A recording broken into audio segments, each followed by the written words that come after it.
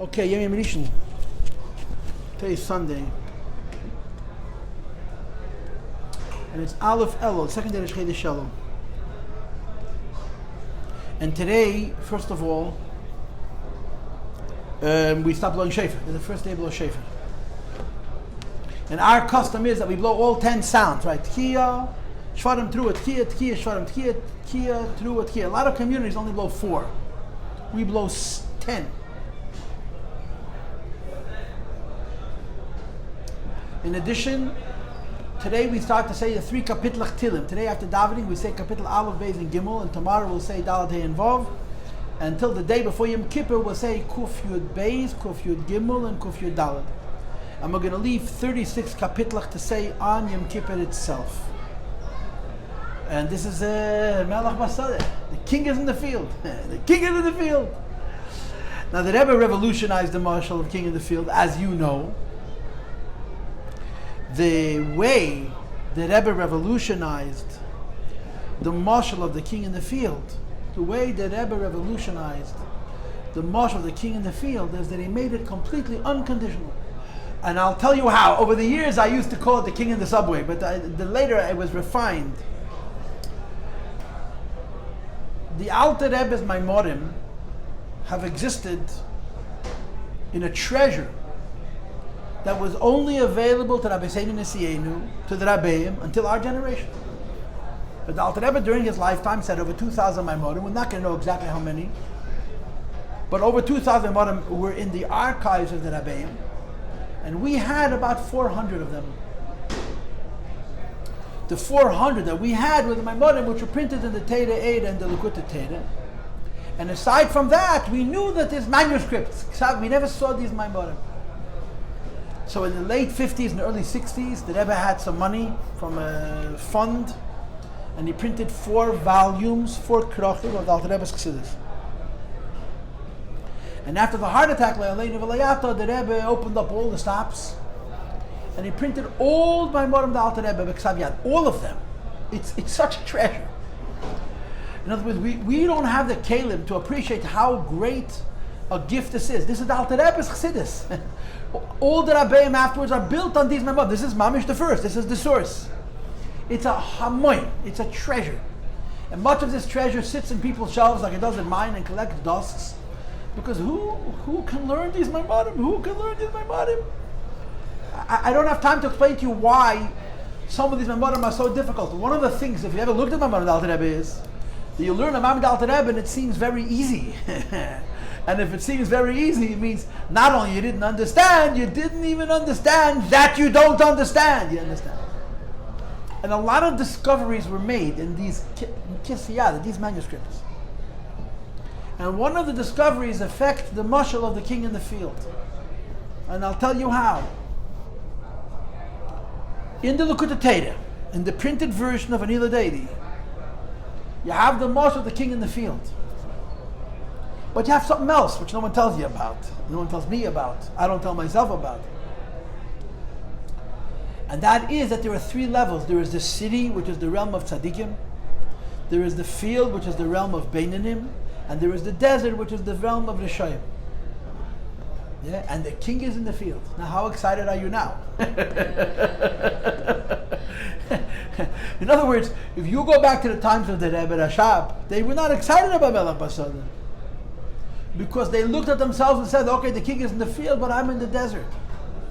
And if you learn that Maimer, if you learn the Maimer, Anila Deidi, V'Deidi Ili, while the Rebbe brings the much king in the field, only the first page is the king in the field. The rest of it is, what do you do if you're in the desert? You have to get out of the desert and you have to do tshuva. It's very gut-wrenching. It's very painful. So Chassidim traditionally, they read the king in the field and said, okay, that's good for David HaRatzon, for Shilam Kuratin, for the Elul Parache. It's good for Rebbe Chedemasmid, Chassidim, who were in the Madrega of Beinani or higher. Okay, the king is in the field. But then they found another Maimon of the Alter Rebbe. And apparently the Rebbeim knew about this Maimon. The Rebbe certainly knew about this Maimon. And in this other Maimon, he also speaks about king in the field. But he makes it very clear that he lets all the people from the desert into the field. So in the printed Maimon Anila Deidi, where you have the Melech Basadeh. In other words, the Maimon that we always knew. Okay, the king is in the field, but I'm not. How does it help me? But there was a Ksav Yad, there was a manuscript, an unprinted Maimon Alter Rebbe. It's a different Maimon. It's not a different version of the same Maimon. It's a different Maimon. Where the Alter Rebbe also brings the Mashal of Melech Basadeh, but it's not exclusive, it's inclusive. That when the king comes into the field, all the people from the desert come and join him in the field. So I'm not going to tell you that this is why the Rebbe made the revolution that he made. The Rebbe doesn't need a Maimon from the Alter Rebbe, it can be his own source. But the Rebbe made the king in the field into an absolutely positive phenomena with no negative secondary aspects. Finished. Elul is Melech Basadeh. What is Melech Basadeh? Kol mi shereitzim v'yachayim v'yachelim. Anybody who wants is allowed to and has the ability to. You're permitted and you're able to approach the king and schmooze with the Melech as the Melech finds himself in the field. No conditions. No conditions. The idea that Melech Basadeh is linked to being in a certain place in Avodas Hashem has a prerequisite to be able to approach the Melech, which is how the Chassidim studied this Maimon for the many, many years. The Rebbe says, Nitazeh, Melech Basadeh is everybody. Even for the people who are a whole year not in the Sadeh, when the king comes to the field, they come from the desert and they meet the Melech Basadeh. So the Rebbe made Melech Basadeh into an unconditional motion. It's a much more positive motion. I always tell you the same story that Meir Abu Chatzir, I told it to you last time. Meir Abu Chatzir was going to speak at a convention about his diet. It's a diet for health. And the Rebbe told him, he told the Rebbe that he go speak here, but this topic, don't forget to mention Melech Basadeh. His audience was half Goyim Mistameh. And they were not interested in religion. They came for this diet. It was a new age diet. It was a modern diet. So he's asking himself, what are we going to do? The Rebbe said, speak of Melech Basadeh. So he decided to just be simple. He got up to speak. In the middle of his speech, he said, I must stop and tell you, you should know, it's very important for you to know, the king is in the field. And he went right there. He continued his speech. And then after 15 to 20, he said, I have to remind you again, you should know. He didn't explain, but the king is in the field. Apart more. When he finished the speech and the people came over to thank him for his good work, they told him, oh, the king, what a concept, what a concept. They had no idea why he said it, but it touched them. The king is in the field. Melech Basadeh, the king is in the field. And the Rebbe made the king in the field an unconditional thing. Chaydish Elul is Melech Basadeh. Oh, what the Rebbe wouldn't do with Melech Basadeh. Melech Basadeh. What do I want to tell you? What do I want to tell you? That yesterday I gave a shiur. I gave a shiur to the men. And the Shabbos morning I gave a shiur to the men in the museum. There's women in that shiur also. It's officially a men's shiur and the women participate. So I was talking about the Eibishter. Could you imagine? I was giving a shiur in Chassidus and I talked about the Eibishter. What a strange concept. What else is there? Yeah. So I said that you can't. There's no other Eibishter. We have one, and he's very unpredictable. He's not very responsive. He doesn't talk much. He does what he wants. Sometimes he does whatever he wants. And we're stuck with him. But then I said, but the good news is that he's stuck with us also.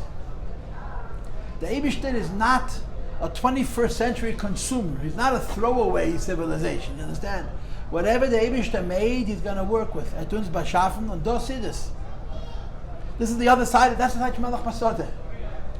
Melech Basadeh means the Eibishter doesn't have an option but to work with us because this is all he has. Now, miyemele matase. He can do whatever he wants, but he wants that he should work with what he created. You understand? There was a Mabul, and after the Mabul, the Eibishter swore there's never going to be another nation, right? There was an Egel, and after the Egel, the Eibishter swore there's never going to be another nation. And the example which I love to bring out is a Sefer Eiv, where the Satan tells the Eibishter, you want to start over? You want to throw away the Jewish people and start over? I guarantee you, you're never getting another Avraham Avinu. It's not happening a second time.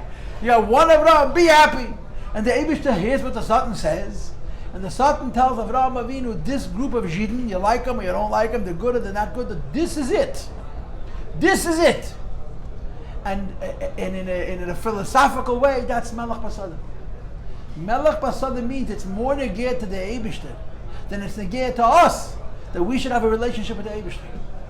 So he does whatever he could to facilitate that relationship, including to come into the field without any strings. No strings. No conditions. This is how the Rebbe explains Melech Basada. So the Rebbe, of course, talked about Shuvah, and the Rebbe talked about Cheshbon Nefesh, and Shuvah Taton, and Shuvah Elah. I mean, the Rebbe wants us to be good Jews as much as the Eibishter does. Yeah, you can't say more, but the Rebbe doesn't want us to be b'di'evedike Yidden. But at the same time, the Rebbe's obviously slow. The Rebbe's love for Yidden is unconditional, like the Eibishter's Melech Basada. But that's the Pshat Melech Basada. The king is in the field. Why? Because we can't fail. We can't fail. We can't fail because the king doesn't want us to fail. He made all kinds of rules and all kinds of conditions and all kinds of laws and all kinds of consequences. But one thing, there's not going to be another. This is what the Eibishter has. And this is the Pshat Melech Basada. Anyway, let's get to Hayom Yom. Let's get to the Hayom Yom. Now, I taught this Hayom Yom last time we learned, which was a while ago, yeah. It's been a while since we learned. It's been probably a month, because 3 Sundays ago was Tisha B'Av. We didn't learn Tisha B'Av. It was the week before Tisha B'Av. It's about 4 weeks since we learned last. And we're doing the Hayom Yom of Beis Elul. I'm going to be honest and tell you that I don't remember what I said. I took out my phone and I tried to find the class and I found it and I listened to me. And I don't know what I taught and what I didn't teach, and it's not fair. Why should I repeat myself for you? But okay, let's go. But I'm reading top of page Daled. If you don't have page Daled, just turn over the sheet and it'll appear. B'nei Yisrael nikru Eretz Chayfetz. The Jewish people are called the Eretz Chayfetz, a desirable land, a choice piece of land. Chayfetz means a desired land. What's the pshat of desired? Sheyesh b'hem kama chafetzim yikorim.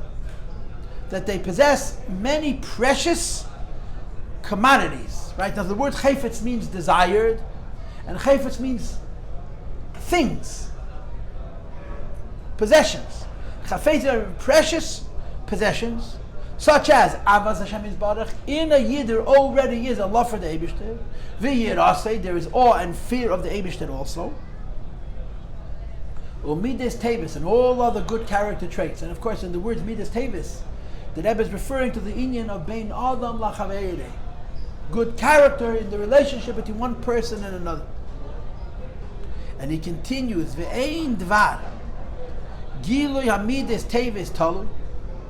The idea that these good character traits could be revealed and therefore must be revealed depends on nothing other than Elo b'ma'oired, he who wakes them up. Right?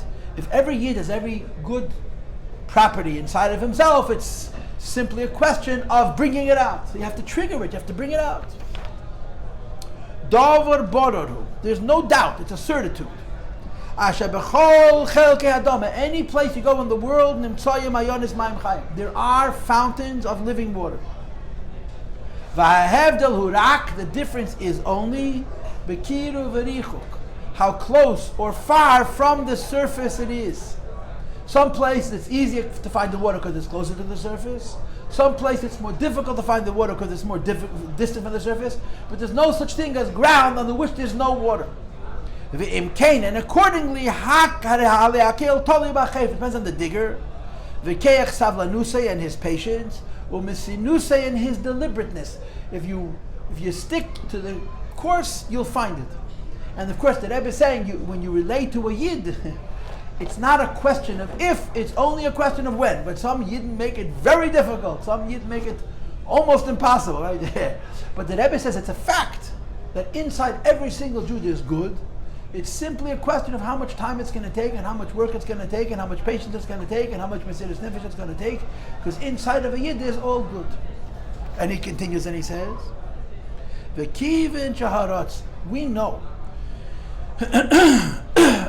Pardon me.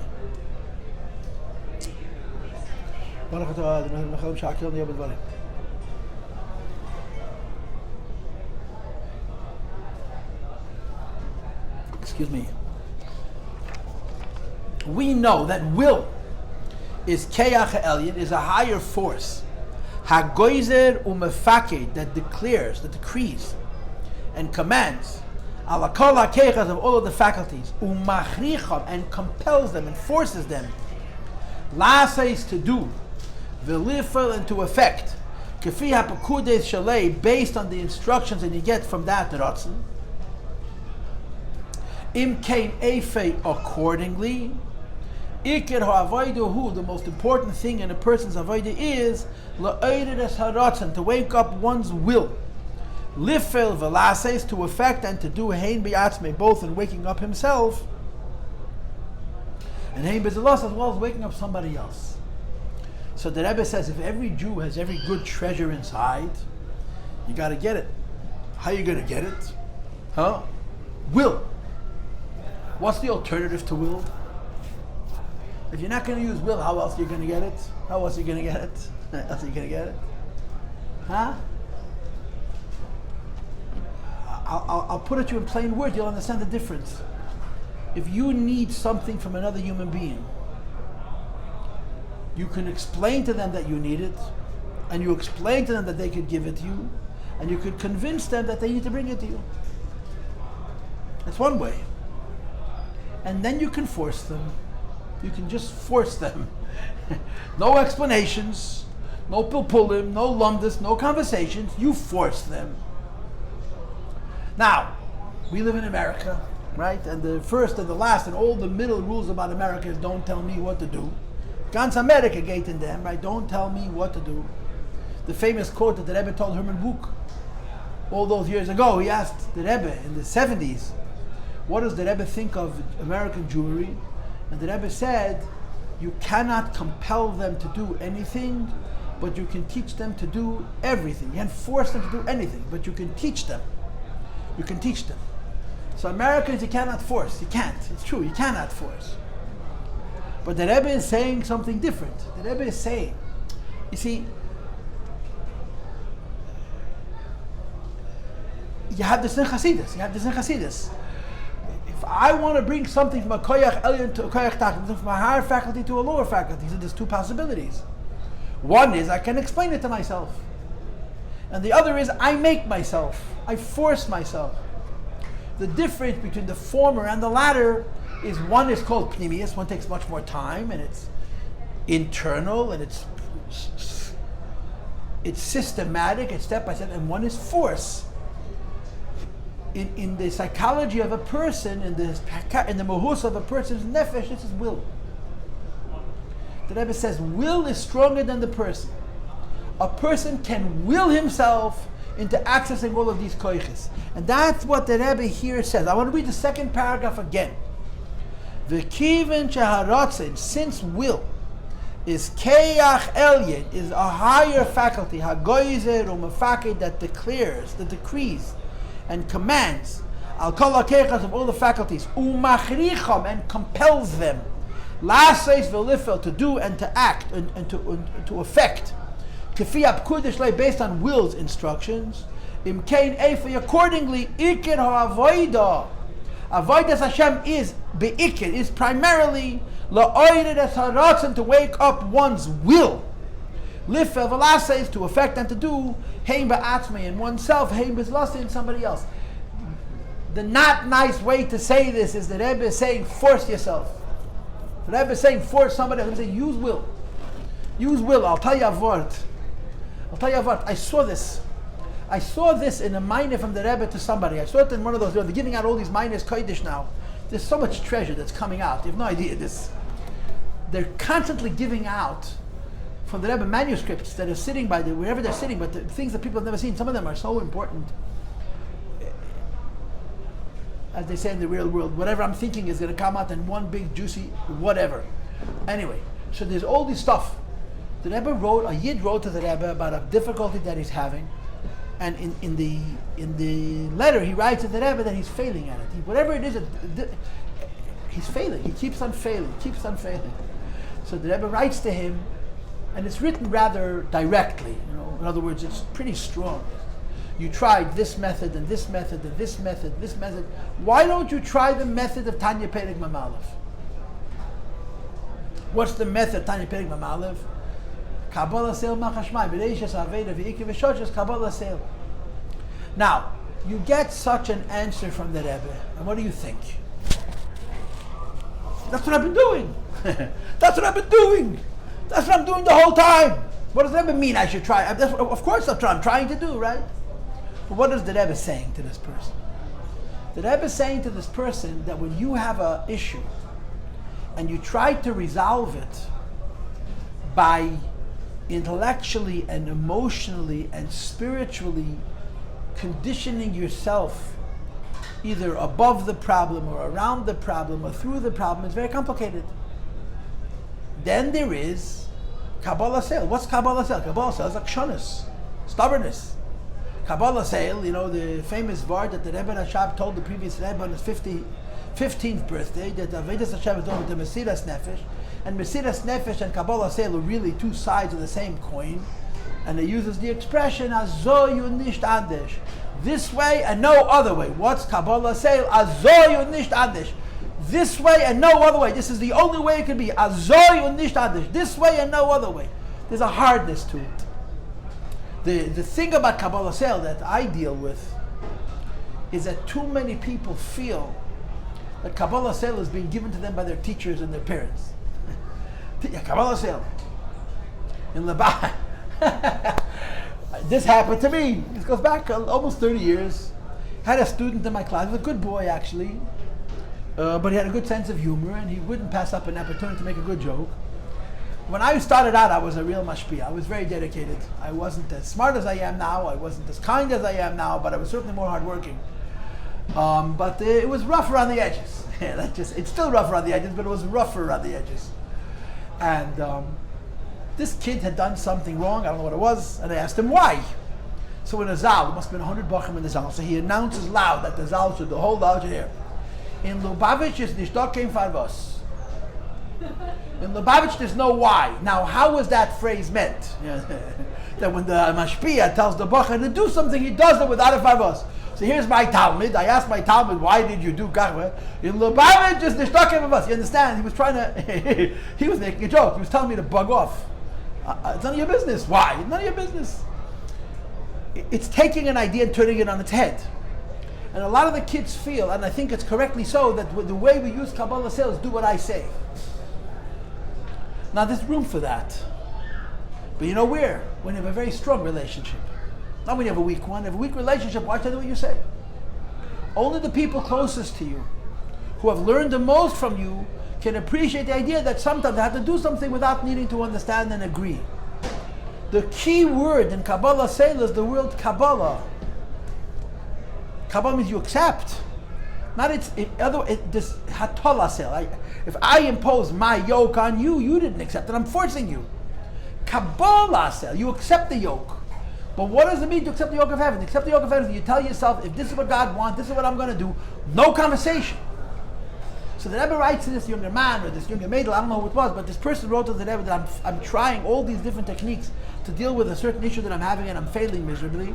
And the Rebbe says to him, you tried everything else. Why don't you try what says in Tanya? What says in Tanya? Just accept that you're not doing it. Case closed. Not easy, but true. So, as I said to you a moment ago, the Mashpiyim will always tell you, and it's quite true, although not entirely true, that Kabbalah Seil and Mesiras Nefesh are two sides of a coin. Kabbalah Seil and Mesiras Nefesh are two sides of a coin. The difference between Kabbalah Seil and Mesiras Nefesh is Kabbalah Seil has a quiet hardness, and Mesiras Nefesh has a passionate urgency. Mesiras Nefesh is very excited. I'm so excited that I'm going to give myself away to this cause no matter what. Kabbalah Seil is not akshonis. It's, to use fancy words, Mesiras Nefesh is more like netzach, and Kabbalah Seil is more like hoid. The difference between netzach and hoid means netzach, I'm going to fight with the whole world. Hoid, I'm not fighting with anybody. I'm just daring you to move me from where I'm standing. I'm here, move me. That's akshonis. Hoid sheba hoid. It's Kabbalah Seil. Netzach sheba netzach is a warrior. But a king goes, netzach. He's aggressive. So I guess if you wanted to use language, you would connect Mesiras Nefesh to Netzach, to Kabbalah Seil to Hoid, but they're quite similar. There's a Maimer where the Rebbe says there's a difference. Mine for the Rebbe Rashab, and of course the Rebbe repeated. There's even a Mugadik Maimer where the Rebbe speaks how Kabbalah Seil is higher than Mesiras Nefesh, how Hoid is higher than Netzach. But Beklalos is the same thing. Another word for these two midas, Mesiras Nefesh and Kabbalah Seil, is Ratzon. His will. Like it says in so many siches and in many Maimorim. I grew up with this. My Mishpiyim told it to me, the Rebbe told it to me. It would be nice if I listened. That Mesiras Nefesh means Mesiras HaRatzon. The word Nefesh means will. Kamesha Kosov, Ein Nafshi Al Hamazet, a pasuk in Tanakh. That we find in one instant that the word Nefesh is used for the word desire. Nefesh means soul. Nefesh means rest. Nefesh means breath. But Nefesh means will. Mesiras Nefesh means Mesiras HaRatzon. Sometimes, Chas v'Sholom, you have to have Kipshutei, what's called Mesiras Aguf. It's happened to the Jewish people more than once or twice. And sometimes there's no need for Mesiras Aguf. No one is threatening you. You're living materially in a wonderful place. Like the Rebbe says, in the letzte Tag und Goyim from Golos. In the last days and hours and minutes and seconds goes by Yidden, this Begashmi is good. But Avodas Hashem is a challenge. And you have to have Mesiras Nefesh. What's made Mesiras Nefesh? Mesiras Nefesh, giving away your will. What does it mean to give away your will? Azoy nishtandish. This is how it has to be. So the Frierdiker Rebbe here offers advice, or offers a charge of a Yidden's Neretz Chayfet, which means inside of each of us there's every Midah Tova. So you have to bring it out. How? So you can start doing what's called Derech Haruch Tzara, long short way to start looking for it and trying to find it and to analyze it and to study it and figure out what the obstacles are and try and resolve them.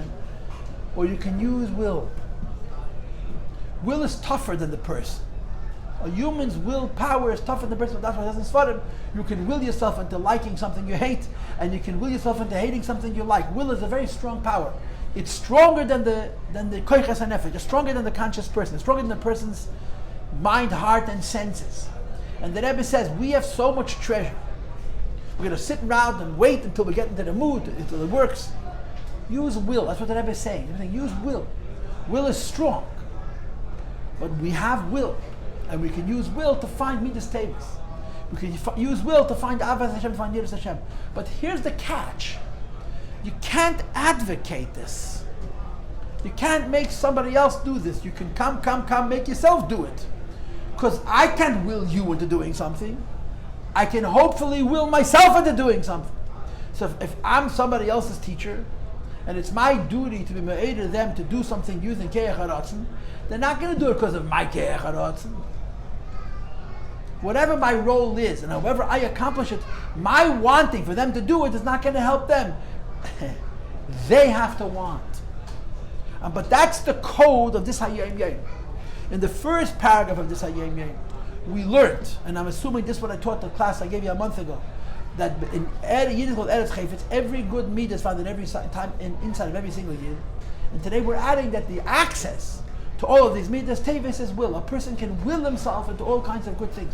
It's not easy, and it's not gradual, it's not pleasant, but it's real.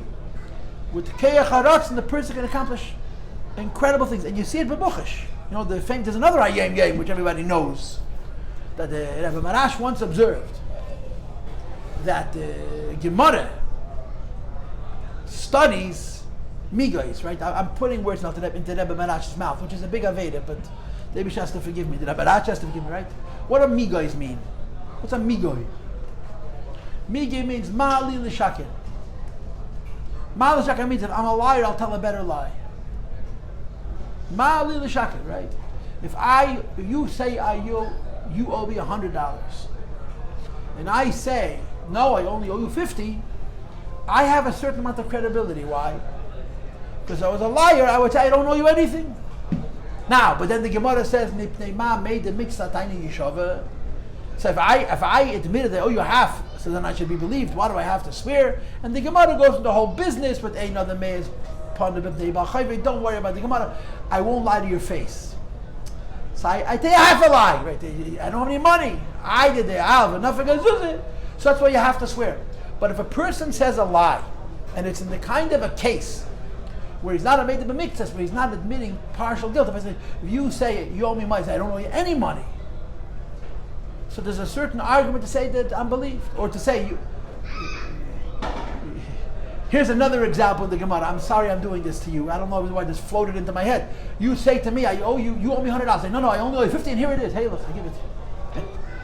So the minute I gave you the $50, I owe you nothing. So I'm a kafir akel. I don't have to swear. Why? Because I was a liar. I'd say a bigger liar. I don't owe you anything. There are many cases called a migoy. And in the Gemara, there is a study of migoys, a whole study of liars.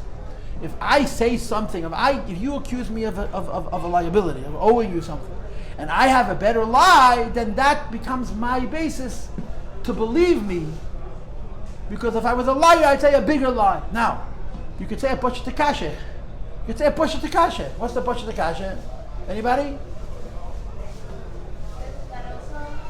I didn't think of it. I'm not so smart.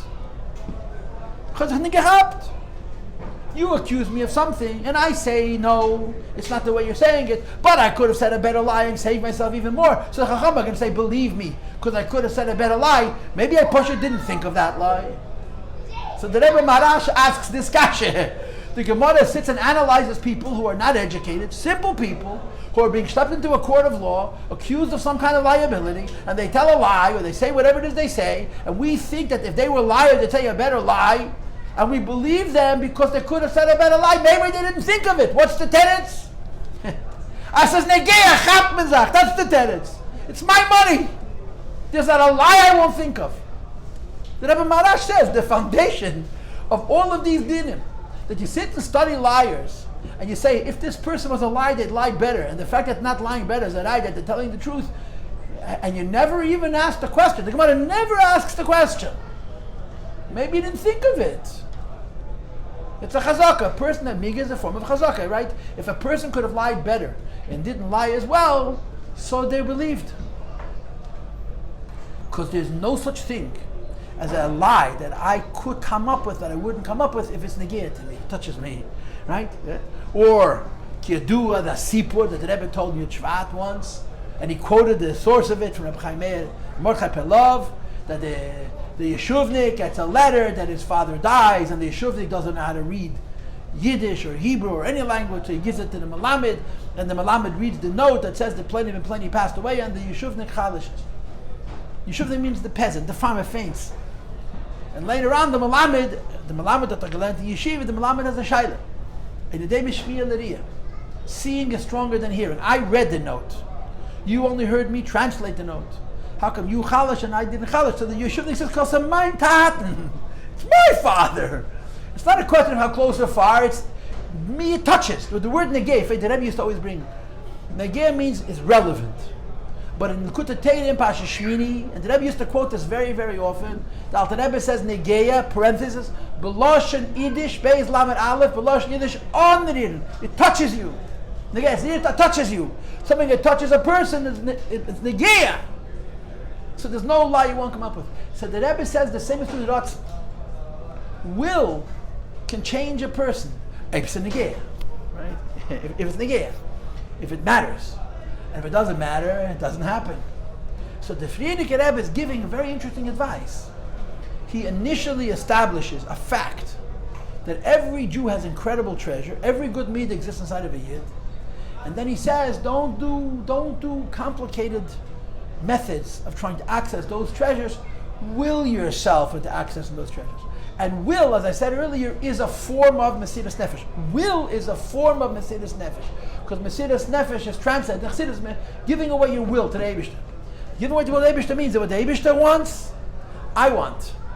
Or to say it more precisely, what the Eibishter wants, and this is going to sound totally crazy, I want just like he wants. If I want what I want, just like what he wants it, I want it as much as he does. If I want it as much as he does, I have all the power in the world.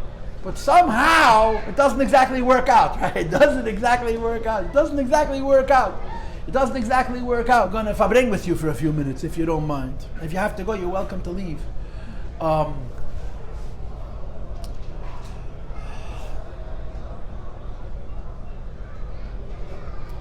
Something happened to me. I haven't had a chance to tell it to you yet, so I'm using this opportunity to tell you a story. I've told it already a few times since it happened. It happened all of 10 days ago, but I haven't told it here, so I'm telling it now. I went to Fabrenk, someplace, for Chof Menachem 10 days ago. And I wanted to talk about the Rebbe's father and about Mesiras Nefesh. Because one of the tragedies of Mesiras Nefesh is how senseless it is. It's a shod, it's a pity, it's a waste. It's a waste. It's a waste. So I segued my discussion on Mesiras Nefesh, and what ended up happening was I never got to Mesiras Nefesh. The whole Fabrengen became my introduction by telling a story that I heard a few years ago, and I repeated it at this Fabrengen, and someone there was able to give me more details. I've been since then updated and corrected on the stories, and as can be expected from a man of 56 years old, I already forgot all the updates. I remember the way I heard it the first time, the details. Prilik, I think it's Prilik. I may be totally off. But this is a story. A Yid went into the Frierdiker Rebbe. A Jew went into the Frierdiker Rebbe, means 80 years ago or so. This man was the first president of the Lubavitch Yeshiva in Boston. And Rabbi Numas was gesund, told me that he was Mamish Tzaddik Yid. An American Jew, he probably was not very learned, but a son, Shebin by him was on the surface. He was a rock. And the Rebbe was building Meset Achet Mimim, and he helped Lubavitch. This man had a yechidus with the Frierdiker Rebbe, and he told the Rebbe a story that happened in his own childhood. This was the detail that I had corrected now. That his family came from Europe. His father and his mother, him and a brother. And they were very poor. And America had no safety net. And America was very happy to bring the Europeans here to work, whatever it was, the railroads, the steel mills, I don't know what it was they were building, the subway, but there was work for people who wanted to live on minimum wage. There was no minimum wage even then. That's also a law that was added later, yeah? But the kids got free education. That was the plan. The children will live better than we lived. And unfortunately, Yiddishkeit fell through the big cracks, big holes. They came from Europe, and the way they made a living was they would go out in the summertime and collect grass, some kind of grasses, and they would weave baskets, wicker baskets, and they'd put them up on the roof of the house, and it would dry, it would become very hard and brittle. They would paint it, stain it how it was, and they would sell it. I don't know if it was useful or if it was meant to be a decoration, but this was their panosa. They lived on this. One night a man came and he stole all of these baskets off the roof. This man who's telling the story, it was either him or his brother, woke up in the middle of the night and he sees his mother standing in the doorway, the front door. She's holding the door a little bit ajar, but she's not letting the door be opened more. She's watching a ganef steal literally the family's chayoina, the bright, the leben mamish. Her son says, "What's going on?" And I went, "Shut, quiet." Why quiet? Daddy shouldn't wake up. The Tata doesn't shuf chappen for shlaf. Why shouldn't Daddy wake up? Shh. The guy who came to steal brought along a getaway wagon. There was no car, it was a horse and wagon. The guy driving the wagon was a Yid who had two daughters of Shidduchim age, and the people would hear that he's a Ganav, nobody would give them his chasanim, and the girls would remain spinsters. So the woman whose children's panos is worried about the Shidduchim of the Ganav's assistant's daughters. The father wakes up. What's going on? And she doesn't let him see. She doesn't let him near the door. She doesn't let him see what the Ganav is. They get away with their life to the two girls that belong to the daughters of the assistant. To the Ganav should be able to find the Shidduch. It's a crazy story. It's a crazy story. He told this to the Rebbe Rayatz, to the Frierdiker Rebbe. And the Frierdiker Rebbe responded,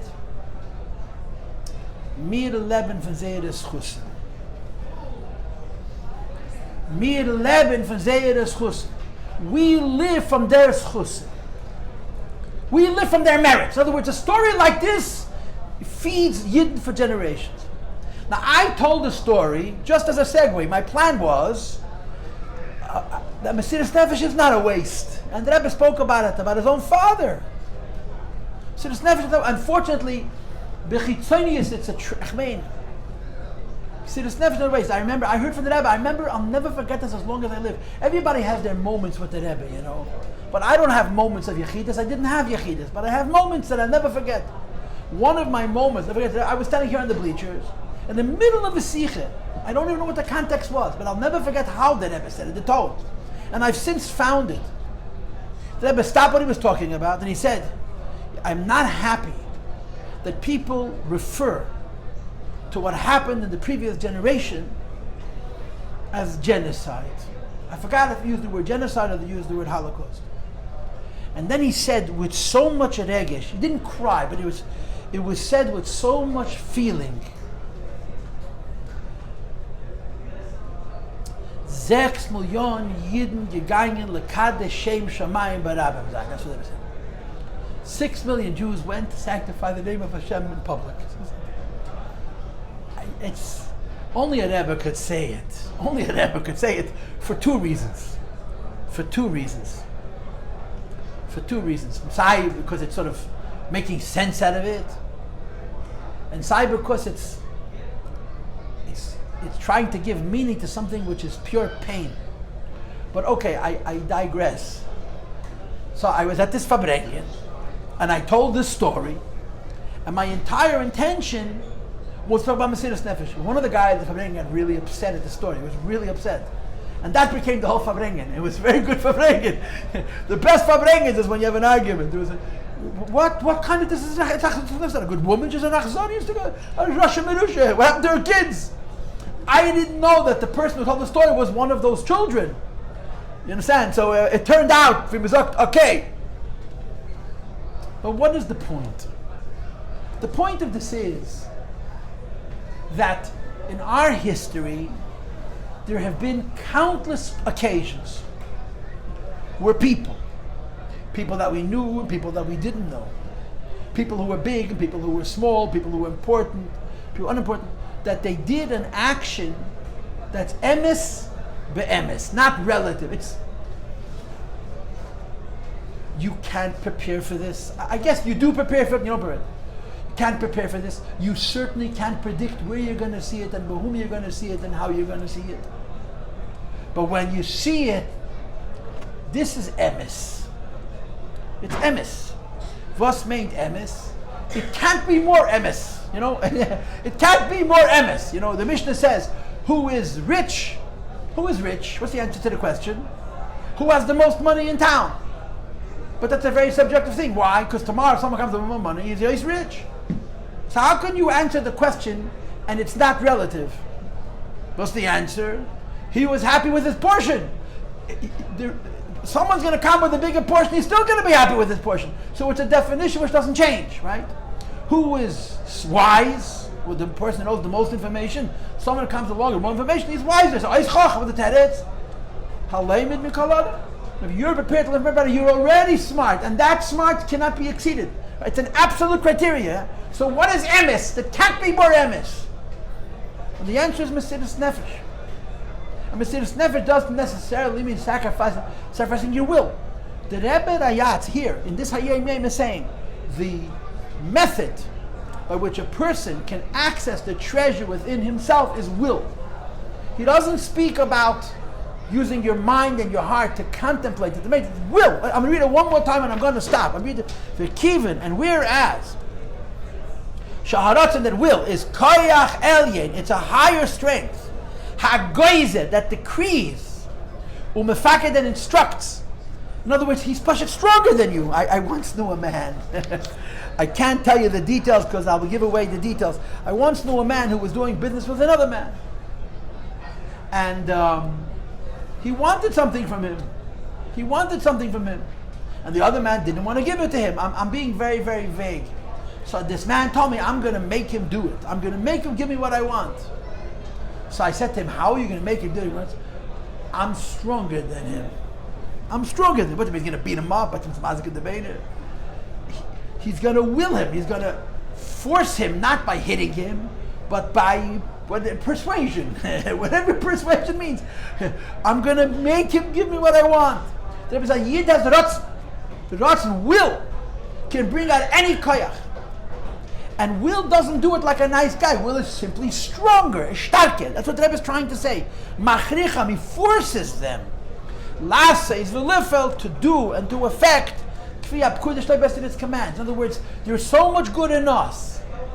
And one of the ways of getting that good is simply through Ratzon. The middle Rebbe told Kushya Lepla, Ein lach dover, ein b'fnei Ratzon. Something is hard for you, will can change who you are. It's the hardest advice in the world. Why? Because it's not saying that there's a process, they're saying that it's a Mesiras Nefesh. But it works.